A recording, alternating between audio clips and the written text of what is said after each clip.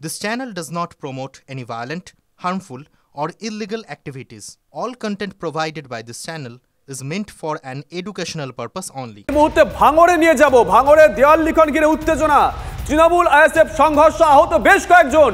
পোলেরহাট থানায় সিপিআইএম প্রার্থী সৃজন ভট্টাচার্য।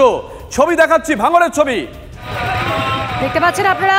ভাঙড়ের দেওয়াল লিখন ঘিরে উত্তেজনা এখন থেকে শুরু হয়ে গেছে। তাহলে শান্তিপূর্ণ ভোট কি এখানে হবে, এই প্রশ্ন উঠে যাচ্ছে। কারণ পঞ্চায়েত ভোটের আগে আমরা বারবার করে দেখেছি, মনোনয়নপত্র জমা দেওয়ার শুরু থেকেই আমরা দেখেছি সেখানে বারবার করে উত্তেজনা হয়েছে, বোমা বিস্ফোরণ হয়েছে এবং খুন জখম এই ধরনের ঘটনাও ঘটেছে।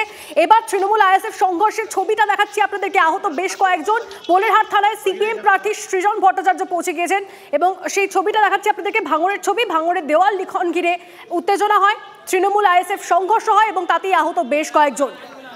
সত্যজিৎ আমাদের প্রতিনিধি আমাদের সঙ্গে রয়েছেন, সরাসরি সত্যজিতের সঙ্গে কথা বলি। সত্যজিৎ, এখন থেকেই যদি দেওয়াল লিখন ঘিরে এই ধরনের ঘটনা ঘটতে থাকে, এরকম ধরনের উত্তেজনা ঘটতে থাকে, তাহলে কি আদৌ শান্তিপূর্ণ ভোট ভাঙড় দেখবে? দেখো, শান্তিপূর্ণ ভোট ভাঙড়বাসী দেখবে কি দেখবে না, বা রাজ্যবাসী দেখবে কি দেখবে না, বিক্ষিপ্ত ভাবে এই রকমের যে ঘটনা, সেই ঘটনায় কিন্তু প্রশ্ন তুলে দিচ্ছে। কারণ এখনো ভাঙড়ের ভোট হতে বেশ কিছুটা সময় বাকি।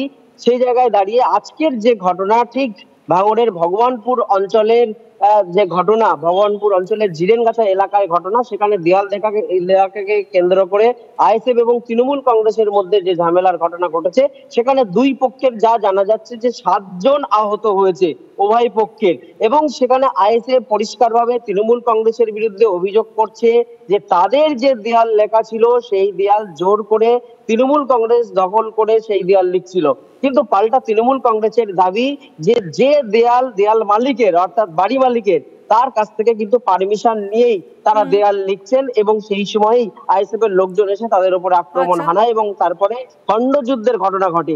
বিরাট পুলিশ বাহিনী, কলকাতা পুলিশের পোলেরহাট থানার বিরাট পুলিশ বাহিনী সেই ঘটনাস্থলে পৌঁছায় এবং পরিস্থিতি নিয়ন্ত্রণে আনে।